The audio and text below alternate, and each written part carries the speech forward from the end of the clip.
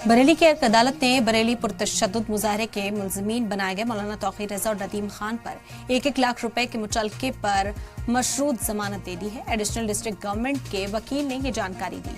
Advocate Mahesh Singh Yadav ने बताया कि दोनों मुलजमीन ने अपने वकीलों के जरिए से एडिशनल सेशंस जज अमृता शुक्ला की अदालत में जमानत अर्जी दायर की थी। हालांकि जमानत के बाद भी मौलाना तौकीर रजा जेल से बाहर नहीं आएंगे क्योंकि उन पर 6 दीगर मामलात में जमानत अभी बाकी है।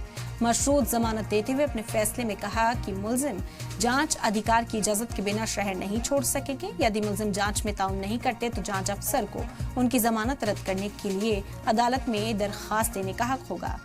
महिला पुलिस थाने की सब इंस्पेक्टर कोमल कुंडू ने 26 सितंबर को तौकीर रजा, नदीम और दीगर के खिलाफ मामला दर्ज किया था। मौलाना तौकीर रजा को अब तक 4 मामलों में जमानत मिल चुकी है, लेकिन वो अभी जेल में रहेंगे क्योंकि 6 दीगर मामलों में उनकी जमानत जेर इल्तवा है।